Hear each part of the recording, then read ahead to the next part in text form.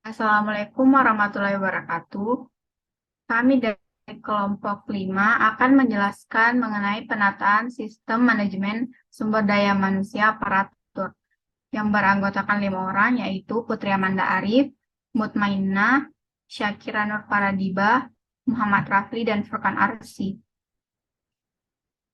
Selanjutnya, reformasi birokrasi akan dijelaskan oleh Muhammad Furkan Arsi. Dipersilahkan.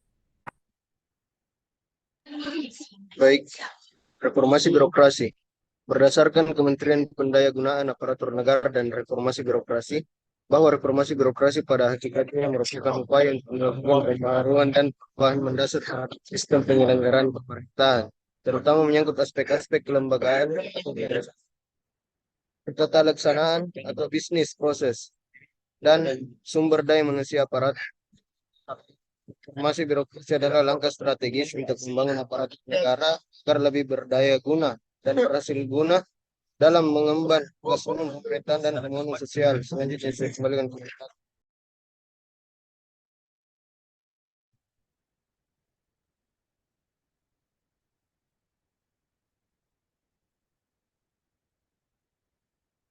Selanjutnya, faktor yang mempengaruhi reformasi birokrasi akan dibacakan oleh Syakira Nur Paradiba. Dipersilahkan. Baik.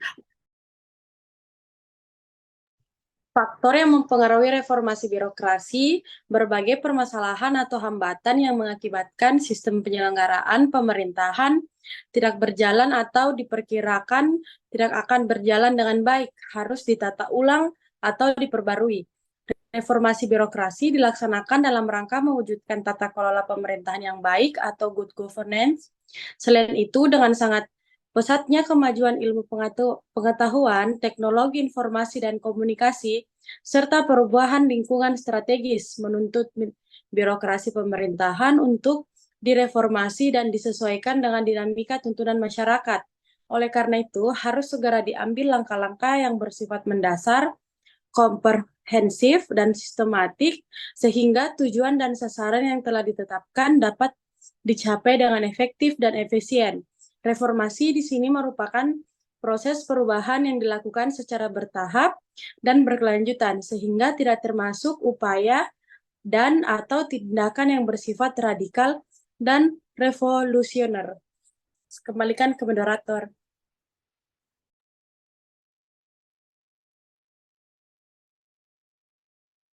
Selanjutnya akan dijelaskan oleh Muhammad Rafli. Dipersilahkan.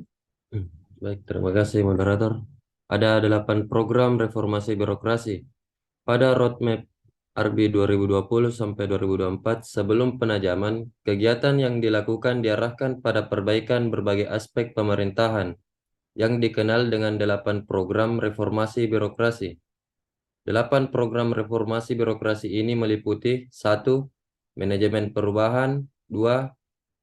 Deregulasi kebijakan, 3. Penataan organisasi, 4. Penataan tata laksana, 5. Penataan sumber daya manusia aparatur, 6. Penguatan akuntabilitas, 7. Penguatan pengawasan, dan 8. Peningkatan kualitas pelayanan publik. Saya kembalikan ke moderator.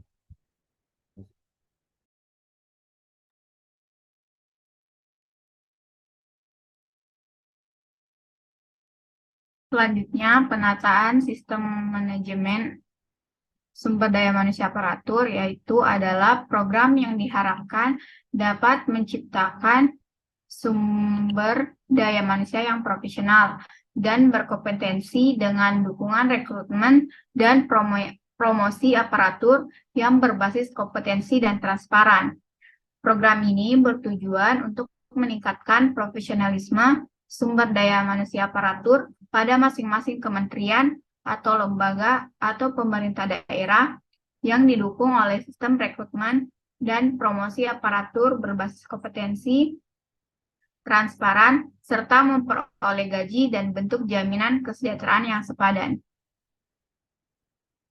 Selanjutnya, kondisi yang ingin dicapai: 1. Meningkatnya ketaatan terhadap pengelolaan sumber daya manusia. aparatur pada kementerian. 2. Meningkatnya transparansi dan akuntabilitas pengelolaan sumber daya manusia aparatur pada kementerian. 3. Meningkatnya disiplin sumber daya manusia aparatur pada kementerian. 4. Meningkatnya efektivitas manajemen sumber daya manusia aparatur pada kementerian. Dan yang terakhir, meningkatnya profesionalisme sumber daya manusia aparatur pada kementerian.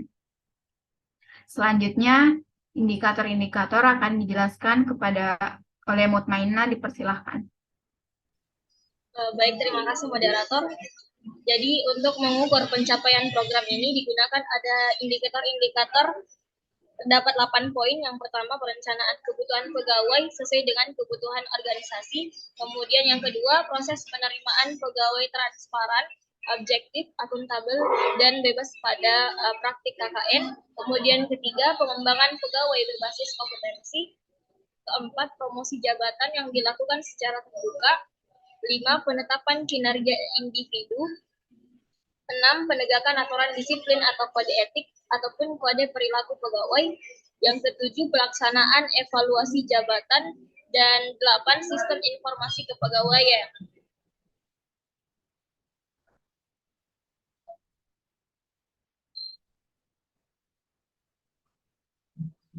Baik, selanjutnya atas dasar target di atas, maka terdapat beberapa indikator yang perlu dilakukan untuk menetapkan ataupun menerapkan penataan manajemen sumber daya manusia. Yang pertama, perencanaan kebutuhan pegawai sesuai dengan kebutuhan organisasi. Pengukuran pada perencana kebutuhan pegawai yang mengacu pada kebutuhan organisasi dapat dilakukan dengan cara unit kerja di dalam menyusun kebutuhan pegawai mengacu kepada peta jabatan dan hasil analisis beban kerja untuk masing-masing jabatan, penempatan pegawai hasil rekrutmen murni. Kemudian yang kedua, pola mutasi internal, di mana pengukuran indikator ini dilakukan dengan mengacu pada kondisi yang seharusnya dilakukan seperti unit kerja yang telah menetapkan pola mutasi internal dalam karir pegawai unit kerja, telah memperhatikan kompetensi jabatan, dan mengikuti pola mutasi yang telah ditetapkan dalam melakukan mutasi pegawai. Baik, sekian saya kembalikan ke moderator.